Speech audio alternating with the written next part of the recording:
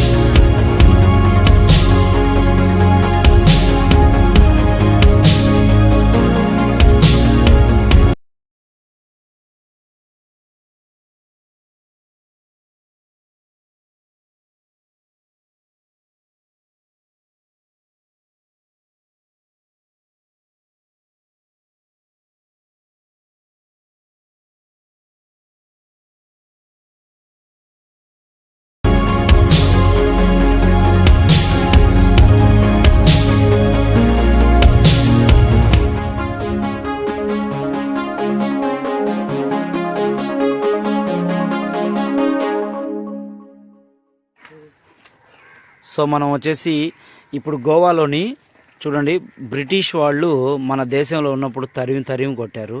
కానీ ఇప్పుడు మాత్రం ఇంత జాగ్రత్తగా కాపాడుకుంటూ వస్తున్నారంట వీళ్ళు. చూసారా? సో అక్కడ రాసి ఉండేది క్లియర్. సో మనం వచ్చేసి రాజ్భవన్లోకి వెళ్తున్నామండి. సో మనం గోవాలోని రాజ్భవన్కి అయితే వెళ్ళే దారి ఇదేనండి. హాయ్ అండి, ఇప్పుడు మనం వెళ్ళేది మాత్రం ఖచ్చితంగా బ్రిటిష్ వాళ్ళని ఎక్కడ పూడ్చిపెట్టున్నారు అంటే సమాధులు. సో ఆ సమాధుల దగ్గరికి మనం వెళ్దాము. సమాధులు చూసి ధైర్యంగా ఎవరికైనా ఉంటే మాత్రం ఖచ్చితంగా ఈ వీడియో చివరి దాకా చూడడం మిస్ చేసుకోవాకండి. ఎందుకంటే మనం గోవాకి వెళ్ళినప్పుడు మంచి ప్లేసెసే కాదండి, అప్పుడప్పుడు ఇలాంటి సమాధులు కూడా తీసి పెట్టాలి. సో నేనైతే సమాధుల్లోకి దగ్గరికి వెళ్తున్నాను. శ్మశానంలోకి వెళ్ళిన తర్వాత అక్కడ ఎలా ఉంటుంది, అది ఎంత పాతది, ఎప్పటి నుంచి క్లోజ్ చేస్తున్నారో మొత్తం మనం క్లియర్గా చూద్దాము. ఎందుకంటే బ్రిటిష్ వాళ్ళ కాలం నాటిదండి సమాధులు. సో అప్పటి నుంచి ఆ శ్మశానాన్ని అలాగే కంటిన్యూ చేసుకుంటూ మన గోవా గవర్నమెంట్ వాళ్ళు ఎంత జాగ్రత్తగా కాపాడుకుంటూ వస్తున్నారో మనం ఈ వీడియోలో క్లియర్గా చూద్దాం. Let's go.